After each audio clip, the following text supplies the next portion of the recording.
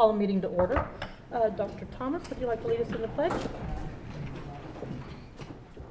I pledge allegiance to the flag of the United States of America and to the republic for which it stands, one nation, under God, indivisible, with liberty and justice for all.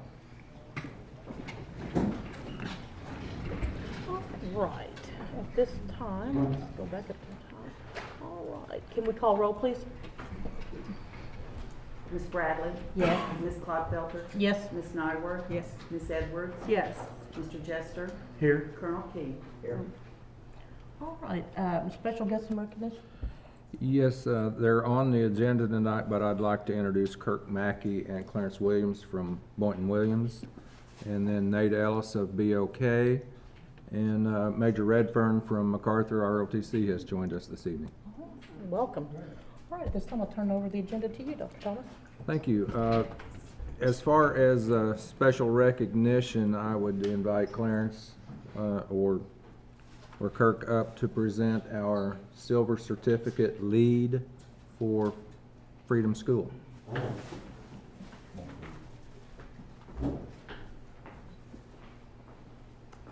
This will be kind of a dual situation.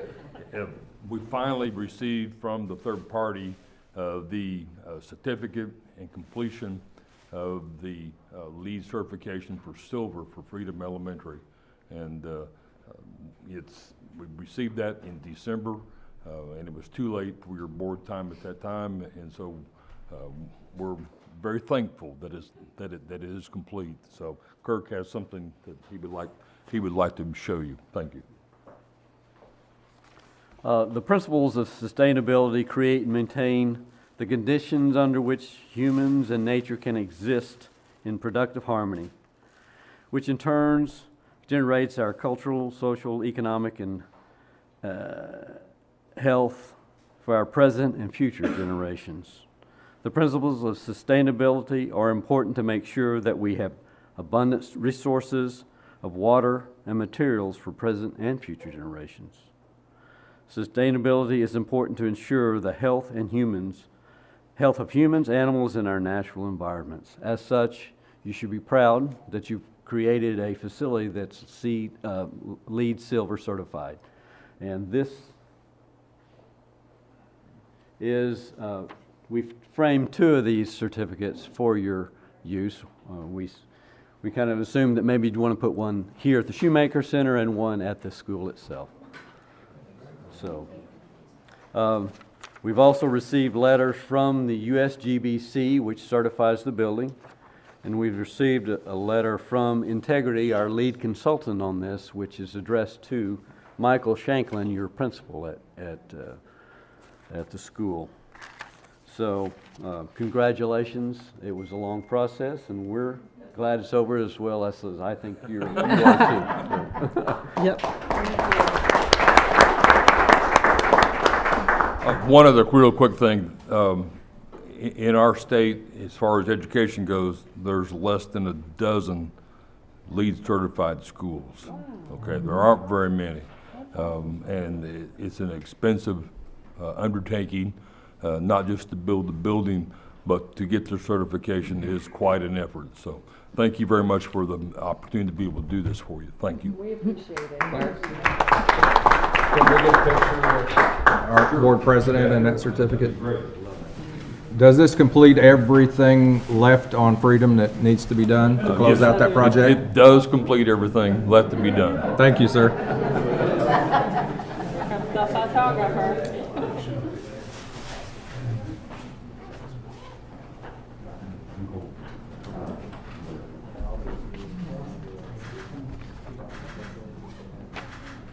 Thank you. Thank you all. Thank you very much. Thank you, Clarence.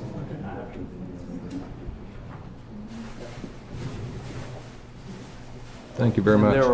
There are electronic copies of all the certificates and of all the letters included as well. Thank you very much. With this package. Thank you very much, gentlemen. Thank you, guys. Have a safe drive home. This is School Board Recognition Month, and we'd like to thank our school board members for the last month or so. Our students have been putting together some artwork for you, even to include some, the culinary arts did some art of food out there. Some very, very talented students. We appreciate all their hard work, and I would invite you all to participate in the refreshments outside if you leave early or after the meeting. Please join us in recognizing our board members for their hard work and their countless hours.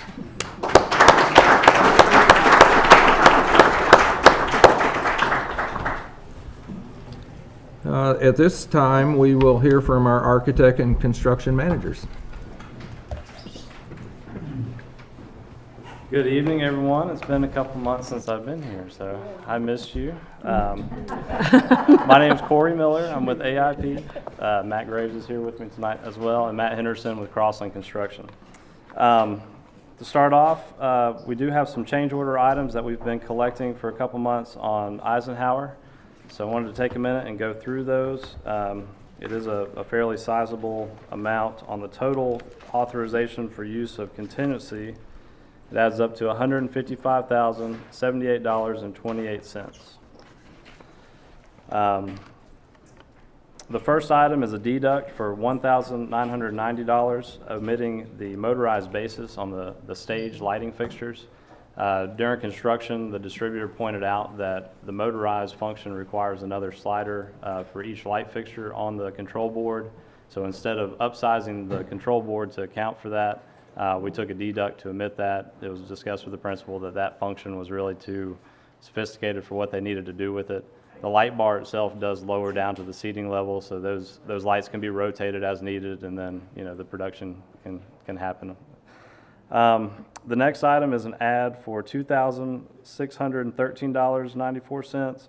A water line was hit when the main line that is just west of the high school was replaced and upsized for this project. There was a smaller line, a 1-inch line that was not marked on any plans. It ended up letting out 300,000 gallons roughly.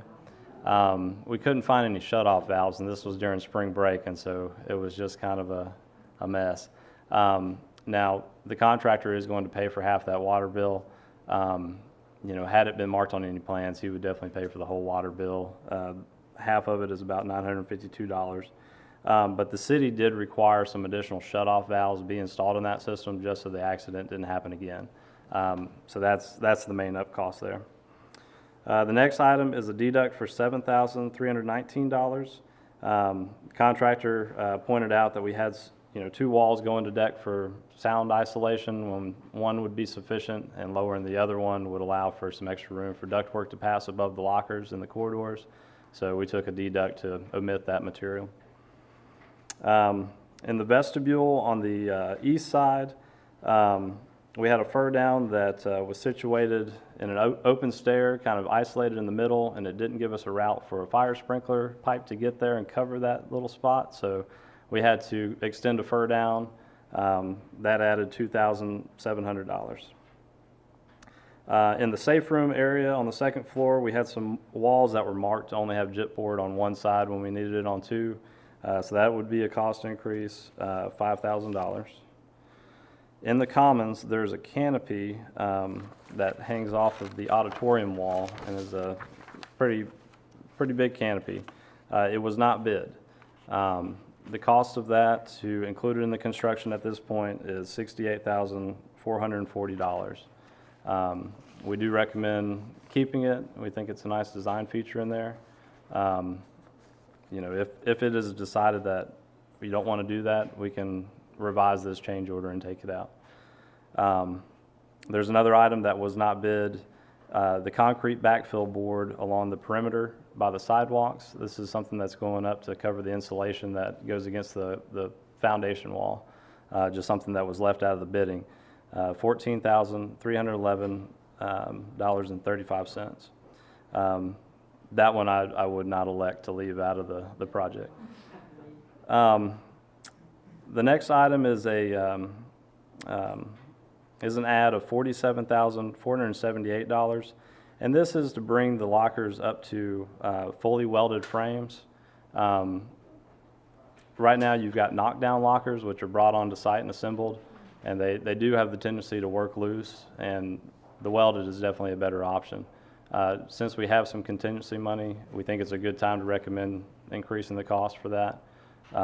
At the time we bid it, we originally wanted welded. We took a cost deduct to get the knockdown because things were very tight, and we were not wanting to spend any contingency money at that point. So that one's also, up to your discretion. Just let me know, and we can always revise it. The last thing is for $23,838.63, and this is to add aggregate base under the courtyard paving. As you recall, this whole building is built to stand off the soil so that the heaving doesn't crack up our foundation and the slab like we have with the existing building, except for the courtyard. The courtyard is slab on grade. Our engineers, from the get-go have been confident that it's going to be okay because it's isolated from, any moisture outside the building. It's right in the middle of it. But the contractor was nervous that it could crack and heave. We've looked at it again. It's a good opportunity at this point to add 8 inches of rock underneath it and to stiffen that with some ribs under the concrete, just to assure it's not going to happen. So we do recommend. We think it's a good idea and a worthy investment. Are there any questions on any of those items? Go ahead. Go ahead. I was just going to say that change order is on the agenda later for approval. Yeah. If it does need to be revised, maybe What's the total on it again? $155,000 roughly. And how much contingency do we have right now? After that is approved, you'll still have, I think, $550,000 left in contingency. Good shape. On the canopy, you said it wasn't bid. What does that mean? We just forgot to have it bid, or nobody bid? Yeah, it was just an oversight at bidding time, and there wasn't a package for it, and so it wasn't included in the GMP price. And is it something that can be done later on, towards the end of the project? Or we're nearing the end, We're but you know what I into the- mean. yeah. Down at the very, very Has to be ordered back. probably, huh? We could probably look at that. We could put the blocking in the We need to go wall ahead and do it. right now that's needed to support it. I would think the cost would increase a little bit just because you're going to have finished floors and doors that they'll have to bring smaller pieces in through. Okay, so we need to kind of continue on with that design if we want to keep that. Yeah. Yeah, and That I was think my it's a question good on- architectural look. I just don't want to get down to the end and find out we need $600,000 and we got $550. Lori better not do that to us. So, the most critical point of most buildings is when the ceiling goes in, Right. to make sure that everything fits. And we've crossed that point. We've got ceilings in, so We're in we good feel shape. pretty good about. You feel pretty good the way about your things are. change orders. Yes. After talking to Corey and Crossland on this, I would recommend we accept all these change orders, and I will alert you, there will be another one coming at February 3rd, again for the lockers. Ms. Mattingly asked for, and Rick certainly backs her up, that we want integral locks on those lockers, not padlocks on the outside. Right, yes. And that's about $17,000 coming next, but by the time we bought 2 sets of locks, we'd have that kind of money in it. And with this, you can have one key to open any locker. So that one will be coming, and again, it's for the lockers. Correct. Well, I definitely want everything to be, as to the best of our abilities to have it done, that we don't, regret anything that we've not have done down the road. So Certainly. I'm there. All right. It looks great. Any other questions on the change order or on Eisenhower in general? I know there's a video update coming tonight, so we'll wait on that one. Moving on, the Whittier Safe Room, we did achieve substantial completion on December 18th. They've occupied that. Teachers are using it. I was there today, and it's, the library's full of books and classrooms are full of kids. But that's on the agenda tonight for approval. The food service warehouse, that contract was executed last board meeting. Construction occupancy date was post-dated to kind of catch up with the equipment delivery since the owner was providing the cooler equipment. So that's officially set for the 13th of January, and that'll put our contract time out to July 13th. We've got a pre-construction conference scheduled with the contractor for the 23rd. On the MacArthur project, the contract was also executed last time. They got in there, they did the admin over winter break. Teachers came back to the ceilings cleaned up, heat running. We didn't have all the lights working though, but there was enough light to get by for a couple days, and they got everything cleaned up. We do have a change order though that came out of what was found once we opened the ceiling up. There's a lot of wood framing from the walls and wood paneling that extended above the ceiling that had been plastered over, and we didn't know was there. That ceiling space was being used as a return air plenum, and that stuff's not allowed by code up there because it's combustible. So we changed to a return duct system, and that required that we added a couple smoke detectors, 4, I believe, in the ducts. And so there is a couple $1,000 change order there. I don't have the exact amount with me, but that's on the agenda later tonight. We do have plans to rebid the gym right away. We plan to re-advertise that on the 23rd. Central Middle School, we accepted bids on December 5th for that, and they came in high. We've been coming through those with the engineer and trying to find, why the difference between the estimate and the bids. We have found a couple things that we think we can pull back on, but really I think our estimate was low. We had $500,000, and I think the bid came in at about $930,000. So we think we can save a couple $100,000 by modifying the size of the fluid cooler and really nailing down a limited control scope. They're tying into an existing system, but we're not expecting them to overhaul the existing system. So we'll make some clarifications and get that out for rebid. Cameron's turf is also underway. We met and reviewed with Cameron on the 18th of December, and then we had a review meeting on the 8th of January for that as well here. We plan to get it out next week for bid, pending any review comments that are coming back from Cameron, just as a courtesy. We've got a couple new projects that have been added here since the last time we met. We have picked up the Lawton High School entry vestibule again. That was a contract from 2015, but we're going to get back into designing that. We should have some renderings to show you here this spring, but it was decided to prioritize an HVAC project there also, so we're going to try to get it out for bid for summertime work just as quickly as we can. That's one of the contracts that's on the agenda for approval later tonight. Douglas Learning Center windows is underway. We should be ready to meet and discuss 65% plans in the next week or two. Waiting to hear back from the City of Lawton Fire Marshal on if they're going to require rescue windows. That's something the state is requiring now, an operable window that you can crawl out of, I presume, for active shooter scenarios. But they have to weigh in on if they're going to require it here. The other contracts that we have on the agenda for approval tonight, just want to go over these to see if there's any questions. We have 4 re-roofs, the gym, foyer, and locker room area at MacArthur High School, Patrick Henry, Woodland Hills, and the food service warehouse. We also are going to finish up the Ron Stevens stadium wall repair project. That was a previous contract just for preliminary drawings for fundraising estimates. This will be the rest of that to finish it up for construction. Paired with that are proposals for a geotechnical engineer and a survey, and those will just be executed directly with Lawton Public Schools, so they're on there separately. We talked about Lawton High School's gym. We're also going to look at the HVAC for the auditorium as part of that project and replacing the ceiling tiles in the gym. So, while we've got equipment in there, lifts and scaffolding, we'll go ahead and have a contractor do that. And then at Tomlinson, the middle school gym there as well. Long list. Both gyms at Tomlinson? Just the main gym. Not the little gym? That hasn't been discussed yet. Okay. I have a few questions about the safe rooms. Okay. Are we still waiting on some kind of like FEMA certification or something like that, or is that complete? Just on one of the sites. Just and one? I believe that's Edison. Yes, sir.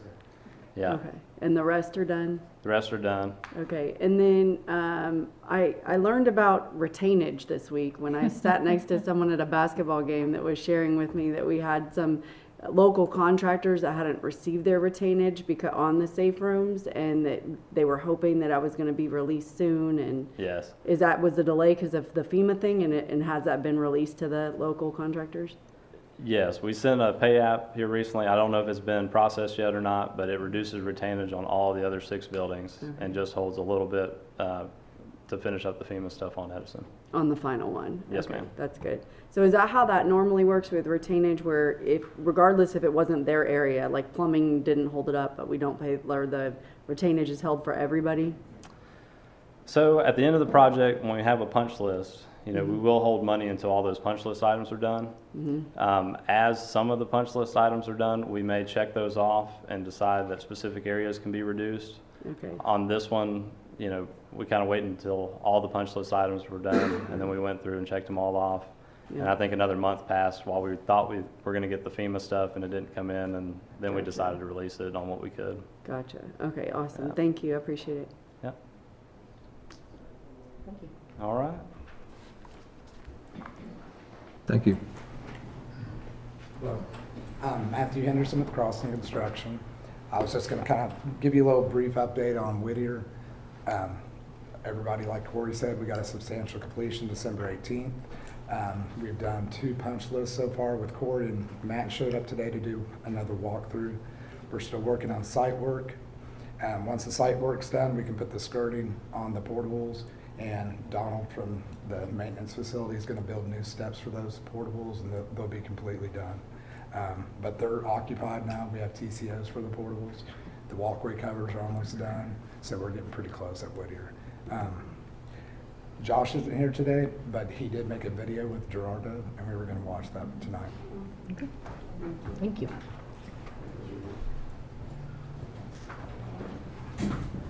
Right now we're at the Lawton Eisenhower Middle School, or the new middle school. We are currently sitting around 65% complete as far as progress on this job. There's a lot to do left, but we've got a lot done as well. As people can see when they're driving by, they're starting to see less work on the exterior occurring, and there's a lot more work going on in the interiors. Right now we're standing in the administrative area on the far west side of the building. Outside, even further west, would be the parking lot and the bus loop. But inside here is the main offices for the principal, the assistant principal, the welcome center ladies, just the secretaries and everybody. We'll begin framing on the interior portion of this within the next couple weeks. The guys are finishing up some stuff up top on the roof, and they'll transition down into here and get this wrapped up.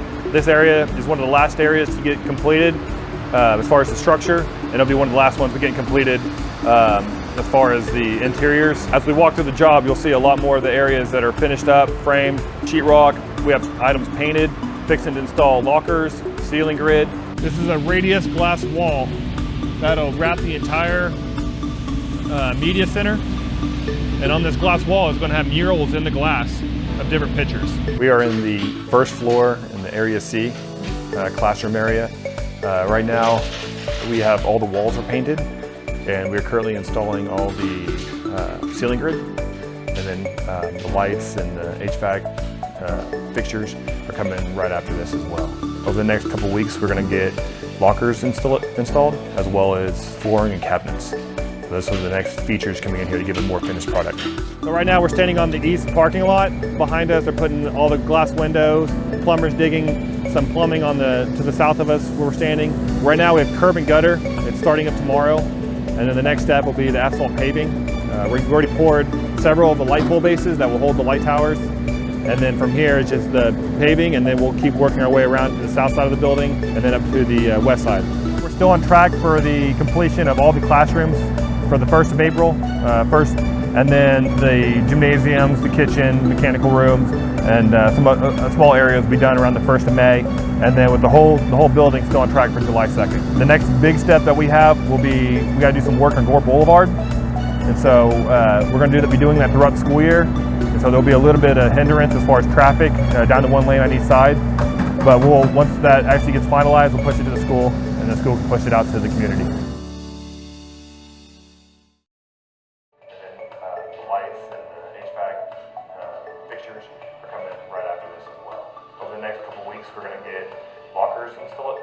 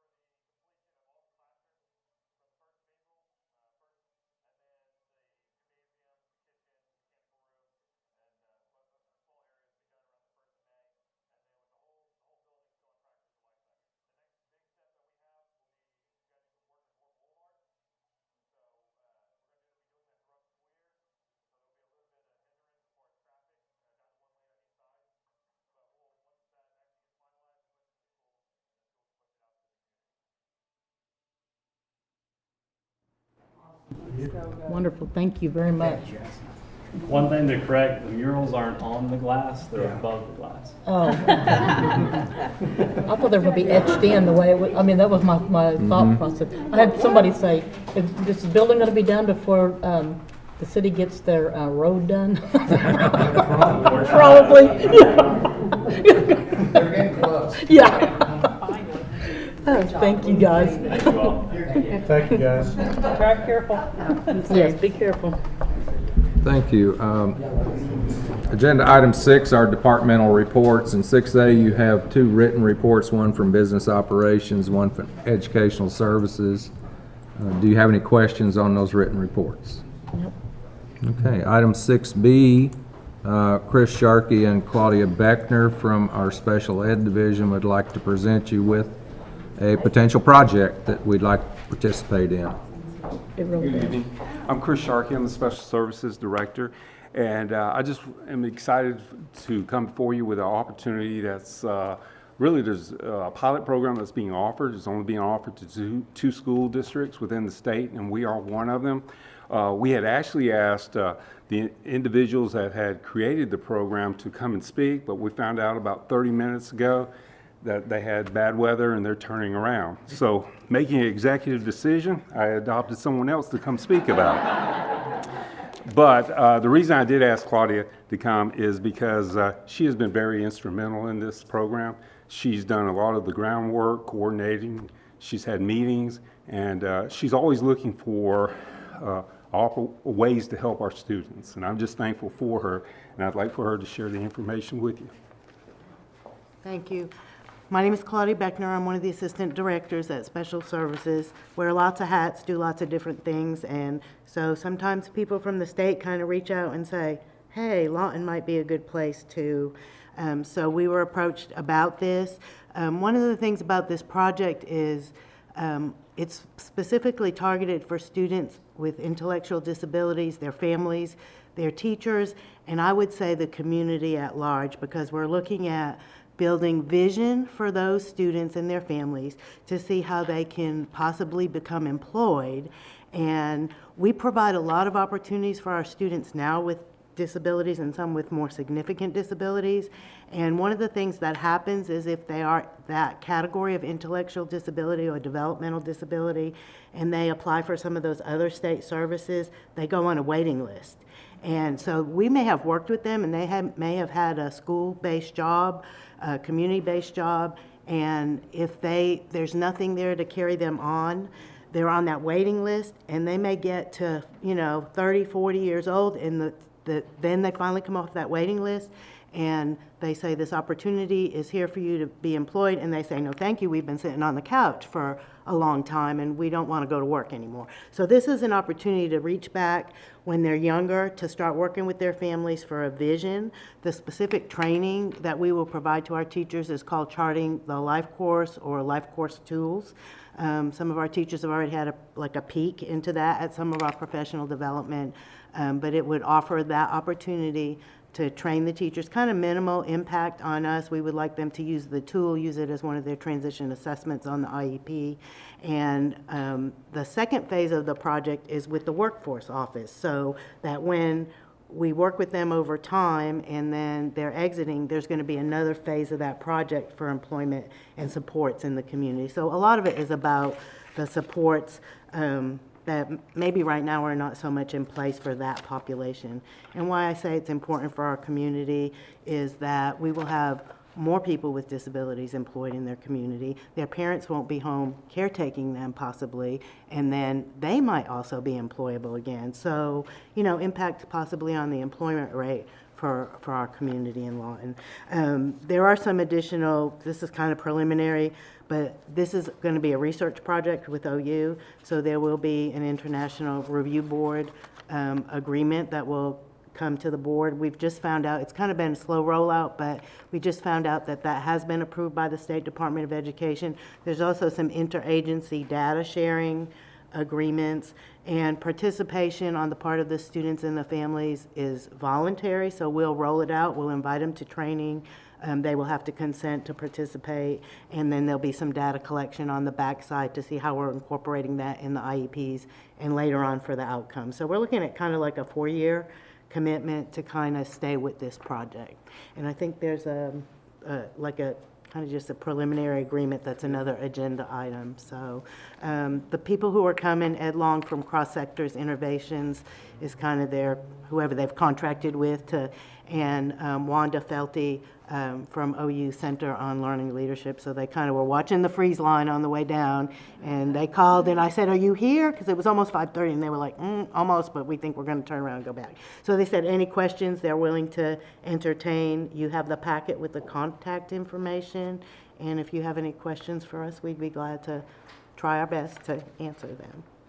Does the district have any financial obligation? There is no financial obligation, and we were kind of thinking ahead because this will be professional development, and it will be on a Saturday, so we can try to get the families and the teacher, the parents and the students there together.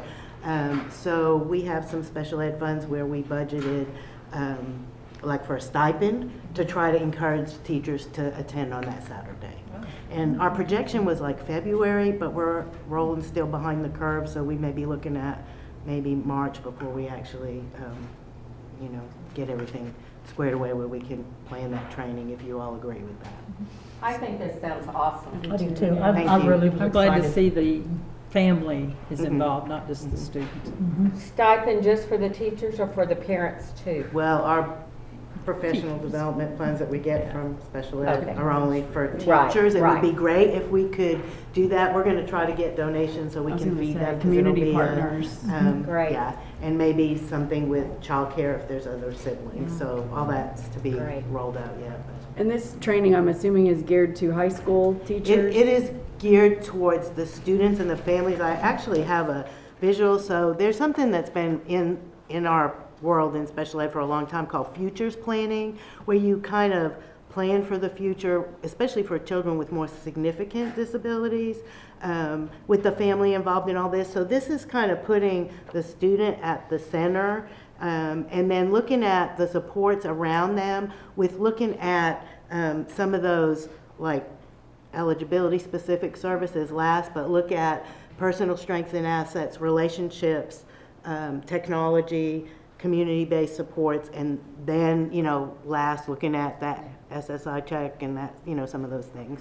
So it's really geared for the families and the students to come together, and the teachers would support this by learning about it and using it as part of the transition planning with our students with disabilities to say, what are you interested in? Where do you want to go? Who do you know? A lot of our students with more significant disabilities end up in like a family-based business. So you're actually creating some opportunities for them for some employment that's meaningful. So. Great. Awesome. I think it's fantastic. Just reading it, I was real excited about it. I'm real happy that Great. y'all brought this Well, to me us. too. We appreciate that support. Thank you. Thank you. Thank you, guys. Great job. Item 6C, I would invite Mr. Gibbs to present. This is the JROTC pay increase. You can do it all while you're up there. It's one Yeah, right after the I'll other. just stand here for a little while. Good evening, Lance Gibbs. I am the interim comptroller for Lawton Public Schools. Again, I appreciate the opportunity to be here and to present. This evening, we have a pay increase recommendation for the board. This is for our JROTC instructors at each site. One of the things that occurred this year, we've had several pay increases during the school year. One of the things that occurred, and it was brought to our attention, that JROTC instructors are not necessarily certified, so they're not on the teacher pay scale, that sort of thing. And after discussions, we determined that we needed to do the 1220 at this time. But what we did is we put it into their extra duty lines. There's two separate categories of JROTC instructors. And so we split that, depending on which one you are. Those are the EXO 153 and the EXO 123. But each one, you can't be both, you're one or the other, would receive the 1220 pay raise. There are 7 of those instructors. I believe we have 6 currently, and 1 is in the process of being hired to replace a vacant individual. And then you see the total cost there to the district of $10,504.20 annually. And we recommend, as we have with the other pay raises, that this be implemented immediately and that it be retroactive to July 1. Do we need to make a I move- motion? yeah, I move for approval. Second. Call roll, please. Ms. Bradley? Yes. Ms. Clodfelter? Yes. Ms. Nyworth? Yes. Ms. Edwards? Yes. Mr. Jester? Yes. Our JROTC is a great group. Yes, it is. They do a great job. And they work tons of hours too. They do. 6D. 6E is, 6D, I'm sorry, is our district budget and fiscal information. So one of the things that you'll find this evening is we do have a budget for the district as well as fiscal information for you at this time. The document was under separate cover, so if you might be looking for that out here, you won't see it. It is under separate cover. But the document has 5 sections. It has the budget overview, the summary of all funds, revenues, budgets, and allocations. So obviously, we don't have time to go through this completely, so we will do just a brief discussion and offer up an opportunity for some questions. If you look at the budget overview first, clearly the monies that we receive from the state and the local community from any source has an impact on every individual in our community, and our goal would be to impact students. Those funds are directly related to instructional programs and how we serve students. So we need to be effective and efficient in the way that we manage those funds. You recognize that this document hopefully was built using revenue information as well as expenditure projections for this fiscal year. We did also use actuals from last year. We'll talk a little bit about some of the things that we might have done given availability of information, but we'll talk about that as we look at each document or each section of the document. The projected current year or FY20 for 1920 budget forecast for the revenue is $138,340,535. That is for our general fund alone. And that is down slightly, but we'll talk again about that shortly. But that's $862,525 compared to last year, where we had actual revenue of $139,202,860. So there are a few areas that are down in revenue and a few that are up, and that is to be, I guess, expected. Our revenue shortfall account, which I think most of you would recognize, the old term would be carryover, but that is a number that we all have to be particularly concerned about. And so as of July 1st, 2018, the balance of the district, the cash carryover for the district or the revenue shortfall account had $18,009,398 in it. And we began this fiscal year with $14,536,283. So that's a significant decrease of $3,473,000. Just remember that is significantly, if not completely, due to the one-time purchase of textbooks last year. So don't lose heart or lose faith in that because that one purchase was a significant change, okay? And we're not buying textbooks every year. So the projected state allocations we know are down as far or slightly up, but our enrollment is down. What occurred is we have the state aid factors are up. Because they're up, it's made our money be a little bit higher as far as our income. There are other areas there that you can look at. I just want to jump to the revenue first at this time. If you have been on the board for very long, you know that previously this document would have had a first line with the original projected budget from last year. Those numbers are not available. So what I do have is actual collected revenue from last year in the center column, and then our projected revenue for this fiscal year present. And again, utilizing a number of different data points. We look at the state revenue, we look at the county numbers, and look at the estimate of needs to be able to identify those numbers. As you turn the page on C2, you recognize the total projected revenue is $138 million. The one thing I will also remind you here is that even though that number decreased, that revenue includes the budget or the carryover. So we actually are going to see an increase in total revenue, but because our carryover is down, it looks like we've lost money. Is that okay? So we've got that. Then we'll move to the budget in D. There's tons here you can look at. I'm sure you could read for a long time, but we'll look at the budget. Again, here, what we would prefer to do for this document is the first two columns would have looked at 18-19 year, but the original budgets and final budgets were not in place. So what I did is I went back to the 17-18 year and used those numbers for comparisons. There are a few areas that are very difficult to compare to because of teacher pay raises and support pay raises that came down from the State Department. So those numbers are a little skewed in those 100 areas. But the number that I think you would probably be the most concerned about, again, is how much money are we going to have in the bank at the end of the year.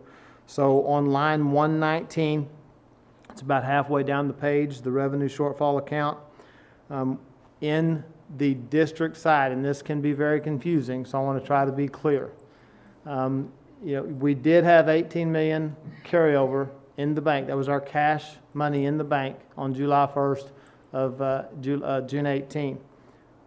July 1st of 2018. But the district's money was only 8 million of that. The rest of that money belonged to federal programs and state programs, and so that money was distributed across. It was earmarked for other things, okay? So really, there was $8,404,000 that we could do what we wanted to with it. You with me? Okay. So then what we look at is for this year, we begin our original budget with $4.68 million in that way. And if you look at it, the difference there is the textbook money. Again, you made a one-time purchase last year that approached $4 million, and that is that decrease. It does get a little scary when you look at that, but what I can tell you, we have a number of items there that are I guess cushion that's built in. An example of that is fuel. We expect to spend around $250,000 for fuel this year, but I have budgeted $700,000. If we went to war, fuel's going to go through the roof. We recognize that, so we've budgeted monies to help cover those types of unexpected costs. And you'll see that, I think, if you could drill down in our budget, you would see that in our employee data, that sort of thing. So we have some cushion. We feel like that number should be close to $6 or $6.5 million at the end of the year, and then that would leave us with a carryover around 12 to 13 million when we get to June. Okay. I guess the last thing I would do is just look at. Yes, absolutely. How come the child nutrition lunches jumped by almost? That's a very good question. I intended to mark that. So one of the things, if you look at that, the child nutrition is, I believe, 138. And so also you recognize for 18-19, it shows the negative, 4.9 million. Okay. What occurs is money comes in, and it is supposed to be then coded at the end of the year so that it gets moved to the right account. In FY18, at the end of that year, the money didn't get moved. So it stayed in the district account, did not get coded, did not get moved where it's supposed to, so we had to move twice what we were supposed to this year across the fund. It's not what you want to do, but that was how it was handled. It was how we had to handle it to be able to show that those monies were expended where they were supposed to be. And you might see that, I think, in a couple of places, the child nutrition line. I believe there's one other. I think it's the ROTC pay.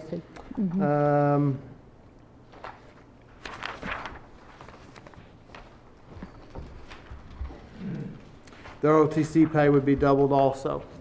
Okay. So, but the same thing. It just there were OCAS changes there that occurred after June 30th of 18 that then didn't happen. You know, we spend money throughout the year, and then you move all the money at the end coding it to the right place, okay? Other questions about that? What's CAAFP? Where's that at? It's on the page D3. 769. Yeah, 769. What is? Right below child nutrition. It's a closed account, that's 769. It's one that is, or it may be it's a new account, and I don't have that information. Okay. That one is, because it was not in place in 2017-18, and so those funds are present, and I don't have that. I can Federal get that to the program of doctor. some kind. Well, it is federal because it's 700, Yeah. but which program it is, I'm not 100% sure. CAA federal program, yeah. Okay, thank you. Okay. Back to section B, and this will be the last thing I have for you, and I'll get out of your hair. If you look at page B1, this is just the overview of the summary of all of the funds. And again, I believe you recognize that we had no original projected budget for 18-19, so that column is blank. But the data that you see running across with the actual revenue collected in that year, the actual expenditures for last year, and the carryover amount of $14,536,000 is what we started the year with this year, and then the projected budget for this year of $138,340,000. The only areas of concern that you might see here would be on the building levy, that 21 fund. The current carryover, we started the year with $639,000. That would be a concern. That is a budget line that that's the lowest number we've had in probably 10 years. So we've began to address that. We've looked at that with Dr. Tom. We've met with Kevin Heim about that as well, and are addressing that in a couple of different ways. But we can talk about that, I guess, at a future date. The municipal tax, the 2010 city tax, sales tax, the 25 fund will be closing out. There are a number of items that have been selected. That'll be closing out. And bond fund 31, it'll also be closing out prior to the end of this year. So those two funds you'll see close out. The other area of concern that we had, I believe that I presented to you, I'll take this opportunity, I presented that in September, I believe, that the sinking fund was out of balance and that there were some negatives there. At this time, after we've identified where those revenue streams had been placed and that the expenditures now have been put in the right place in our accounting system, I think it's pretty obvious now that those are correct, that you have an actual carryover of $5.3 million, that the expends are correct, with the $4.1 million being paid back on our bond issues and that sort of thing. So that, since I had identified that previously as a concern, I wanted to make sure to point that out in our budget. So hopefully on the first line is the description. The second line is the fund number. It's something that Tom identified. Those of us like Carla and the people that are in the finance office, we just know the numbers. And so Tom, said, how am I supposed to know what that fund is?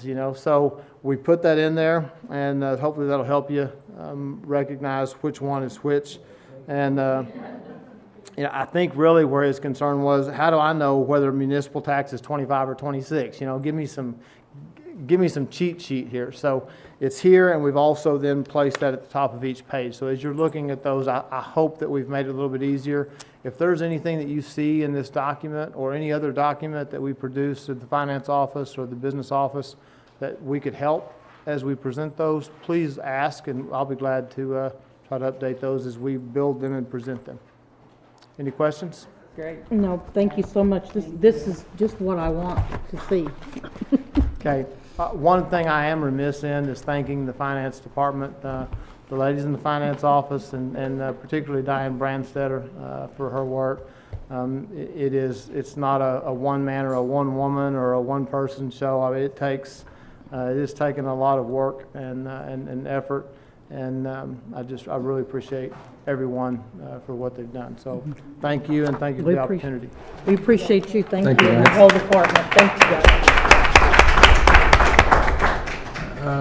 Item 6E is an action item, and I would invite Gene Hastings to Oh, I'm sorry. Oh, yeah. Sorry, that was an action item. I'll make a motion to accept the financial report. Or the Second. Summary of district budgets and fiscal information. Call roll, please. Ms. Bradley? Yes. Ms. Clodfelter? Yes. Ms. Nyworth? Yes. Ms. Edwards? Yes. Mr. Jester? Yes. Good evening, President Clodfelter, board members.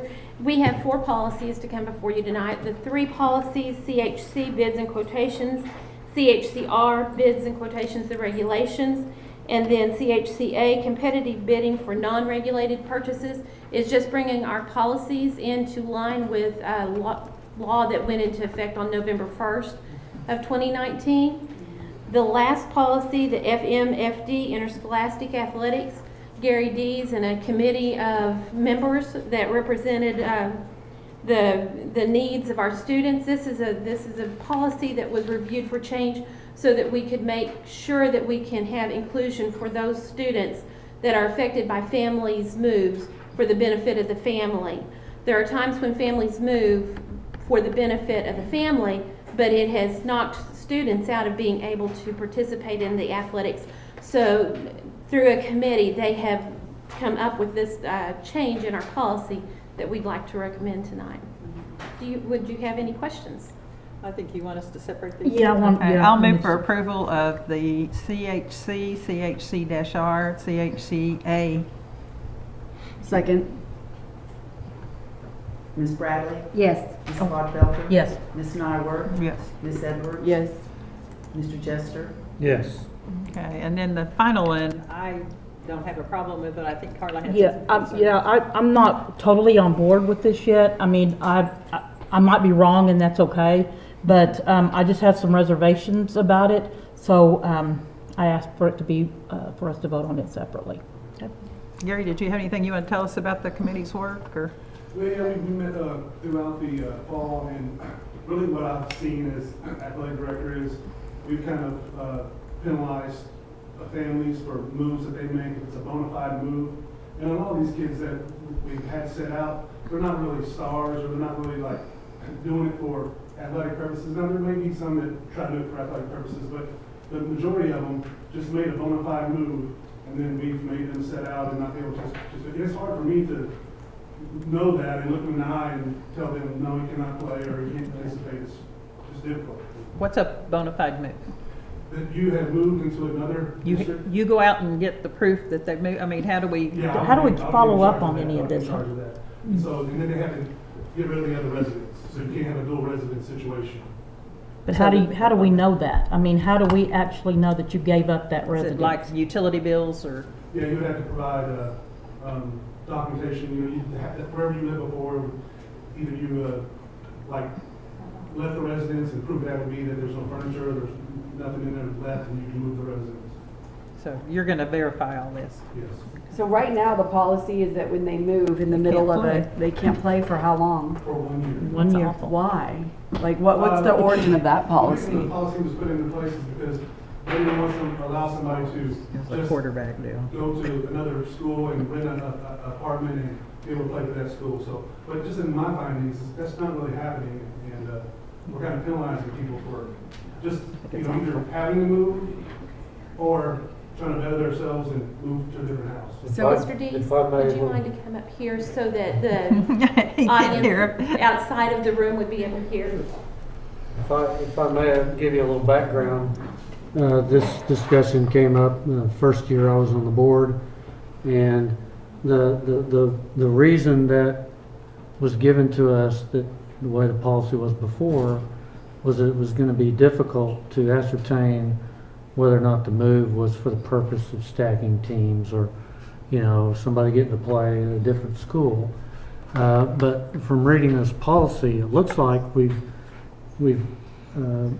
identified what a bona fide move is, and it should be quite feasible to be able to make sure that it is a bona fide move. And so I'm elated. I think it's great, because it always concerned me that some of these kids were not being able to participate. And I think this gives us a way to do it. And reading the definitions, I had no reservations whatsoever. No, and this policy it's old. I mean, I was on the board the first time this came up, and I was not in favor of this. So some of the input I got from coaches was the fact that they do believe we need a policy.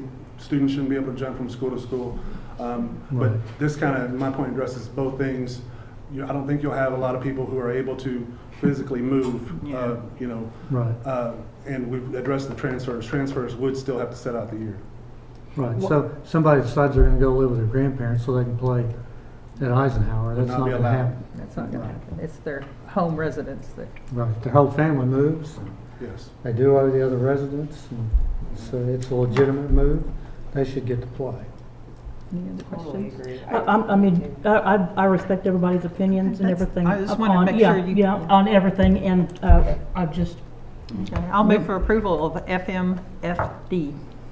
Second. Call roll. Ms. Bradley? Yes. Ms. Clodfelter? No. Ms. Nyworth? Yes. Ms. Edwards? Yes. Mr. Jester? Yes. Thank you, Gary. How quickly, Mr. Dees, can we get this implemented? Like effective immediately? Yeah. Okay, good. Yes, yes. Perfect. That's awesome. Thank you so much. Thank you. Thank you. Waiting on them. Yeah. Agenda item 7 is the report of the superintendent, and much to my relief, Nate Ellis is here to present 7A and 7B. Nate is from Bank of Oklahoma Securities. You got four-wheel drive? So far, it's above freezing. It's just raining, so it's not too bad. Yeah. The items you have before you, the agenda real quick, just make sure I'm taking them in the right order. These both relate to the next series of bonds proposed to be issued by the district. The first one is approval of an updated contract of Bank of Oklahoma. I guess I should start. My name is Nathan Ellis. I'm actually with the Public Finance Law Group, who's your bond counsel. Chris Gander and Zach Robinson with Bank of Oklahoma. They both weren't able to, but we kind of got shorthanded with multiple meetings tonight, and Zach is out this week with a medical issue and doing well, but he'll be back shortly. So they just have to do periodic disclosures due to regulatory issues, so they do a new contract each year. So the first item is the approval of their revised contract. Our contract is the same, no fees have changed or anything like that. It's just an update. Ours just stays the same. It's already in place from a couple of years ago. And then the second item is a resolution that actually sets the sale of $8 million bond issue. Part of it is from your 2014 bond authorization. Part of it's from the 2017 bond authorization. We can combine it all into one sale, which gives you some economies of costs and everything. And the sale is proposed to occur on the 20th of February, which is, I think, 2 board meetings from now. So in the interim, should you adopt this resolution, BOK will proceed to get a official statement or preliminary official statement out on the street. It will be competitive bid like it always is, and then we would return in, I guess, is that 5 weeks? Yeah. 5 weeks. We'll return with bid results, and you'd have the opportunity to select the lowest bidder. I'll just kind of tell you, we're in a great rate environment right now. I'm kind of poaching this because I was at a different meeting with Chris Gander yesterday. Rates have, they've kind of gone up and down some in recent years. We were at a low water mark in 2016, about June or so. Actually, about a week ago, we are just a tick off of that low water mark. Wow. Rates have actually come back down. So should they hold steady for the next few weeks, that certainly should be advantageous for the board and for the school district and all of its taxpayers. Awesome. Anybody have any questions? Move for approval of 7A, the agreement with the BOK Financial Securities. Second. Call roll, please. Ms. Bradley? Yes. Ms. Clodfelter? Yes. Ms. Nyworth? Yes. Ms. Edwards? Yes. Mr. Jester? Yes. And I'll mention quickly on the resolution, I think in your packets, there were a couple blanks with time of posting that we filled in. There was, I guess, a typo in section 1, next to last line, that just had a wrong number on the total, but the total of bonds is $8 million. apparently I corrected it already because in my version it's right. So. All right, thank you, appreciate it. Okay, we need to Call vote roll. for that as Yeah. well. Move to approve 7D, take action on the bond sale. Second. Call roll, please. Ms. Bradley? Yes. Ms. Clodfelter? Yes. Ms. Nyworth? Yes. Ms. Edwards? Yes. Mr. Jester? Yes. Do we need to approve the notice of sale of bonds as well? Now, that's approved as part of the resolution, so you don't need to take separate action on that. Right. Okay. All right. Thank you, Nate. Thank you. Thank you. 7C is mine. Zeldin Rice, having run unopposed, will be the new Area 5 board member to be seated in April. He would like to join you at the NSBA conference April 4th through 6th. And there are many sessions available for new board members, so we would recommend that you allow him to attend with you. Do count. His hours do count? Yeah. Okay, that's good. Yeah, That's we really checked good. and they do count. I think it's wonderful. I don't know how much he's gonna love running around with 4 women, but I bet he'll be all right. I think it's awesome. Better him than me. I'll move for approval. Second. Call roll, please. I'm sorry, who was the second? Bradley. Bradley. Ms. Bradley? Yes. Ms. Clodfelter? Yes. Ms. Nyworth? Yes. Ms. Edwards? Yes. Mr. Jester? Yes. Yeah, no one's Zeldin, he'll do all right. I think you'll hold his own. Which brings us to the consent agenda. Yeah. I need to remove 8G1. All right, we have a motion to approve the balance of the consent agenda. I so move. Second. Call roll, please. Ms. Bradley? Yes. Ms. Clodfelter? Yes. Ms. Nyworth? Yes. Ms. Edwards? Yes. Mr. Jester? Yes. I'll make a motion on 8G1. Second. Call roll, please. Oh, sorry, sorry, Kathy. She's moving, she's moving. We'll go cut the cake. I want a picture now before we go. Mm-hmm. It's good that we all came in the.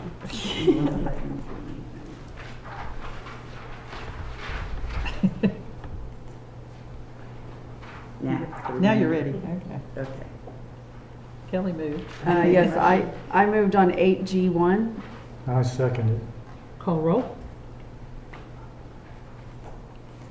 Ms. Bradley? Yes. Ms. Clodfelter? Yes. Ms. Nyworth? Abstain. Ms. Edwards? Yes. Mr. Jester? Yes. Colonel King? Get the We don't vote. But he, Abstain. I'm sorry. That was awesome. My screen just went away? around. I'm sorry. attention over here. all right, do we have a need for an executive session? We do. Move for executive session. Second. Call roll. Ms. Bradley? Yes. Ms. Clodfelter? Yes. Ms. Nyworth? Yes. Ms. Edwards? Yes. Mr. Jester? Yes. Colonel King? Now, we're gonna cut this cake and we expect you all to all eat some. Yes.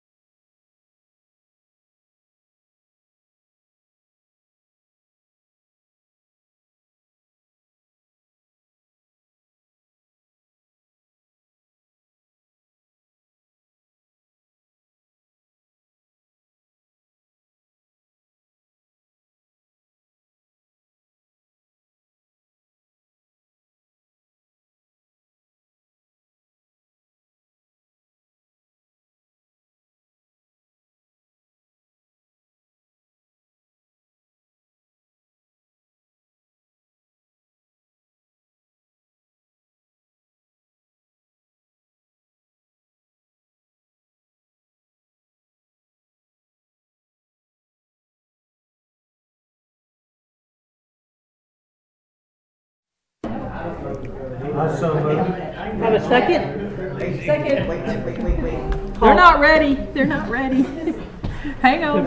They're getting their computer up. Kit Jester made the motion? Yes. Who made the second? I did, I think. Yes, you did. Call roll? Ms. Bradley? Yes. Ms. Clodfelter? Yes. Ms. Nyworth? Yes. Ms. Edwards? Yes. Mr. Jester? Yes. Okay, minutes of the executive session. The Board of Education went into executive session at 6:01 PM. Did we call roll? We did, didn't we? We just Okay. did. All right, thank God. I'm tired. It's been a long day. 6:07 PM. Members present included Carla Clodfelter, President, Patty Nyworth, Vice President, Kelly Edwards, Mary Bradley, Kent Jester.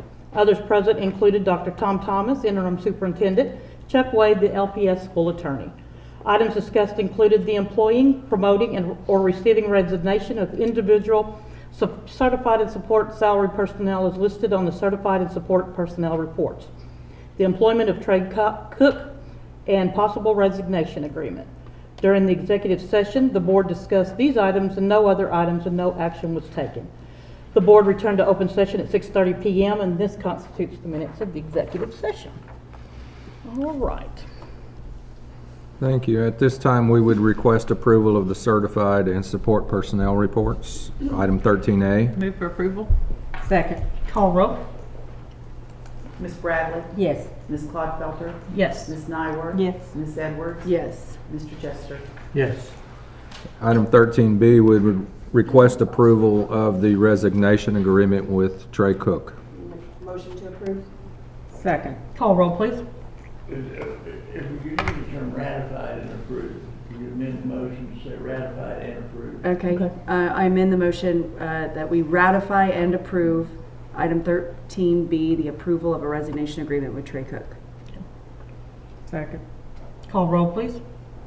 Ms. Bradley? Yes. Ms. Clodfelter? Yes. Ms. Nyworth? Yes. Ms. Edwards? Yes. Mr. Jester? Yes. Thank you. I know of no new business that we need to take up. Our next regularly scheduled board meeting is February 3rd at 5 PM here at Shoemaker Center. As far as new board meeting dates, on April 6th, that conflicts with your travel for the NSBA. So we have the option of canceling that meeting and having one on April 16th for April, or rescheduling April 6th at your pleasure. I think at this moment right now, let's just look at canceling and just doing one. If something is to come up between now and then that we need to do an extra one, we can talk about that at the next board meeting or two. Chuck, do we need a motion to cancel that board meeting? No, okay. So we'll have one on April 16th then? Yeah, yeah, and all of the bonds signed and everything. All right, I would like to say something about Freedom Elementary. As y'all know, I work at the Cancer Center, and we get checks and things that come in, and we have several schools and stuff that do things that they want to donate their money to the Cancer Center. And the Freedom Elementary did a color run, and it was very near and dear to their heart, and they made a substantial donation to the Cancer Center, and it was very welcomed, and it was very much surprised, and I'm very proud, to be on there. It was awesome. Great.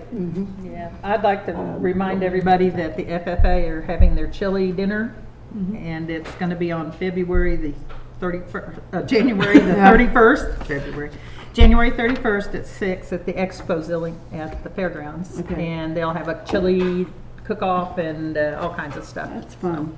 Try and come. 31st? 31st, Friday the 31st at 6. All right, send me a text and remind me when it gets a little closer. All right, do we have a motion to adjourn? We do. I move we adjourn. Second. Call roll.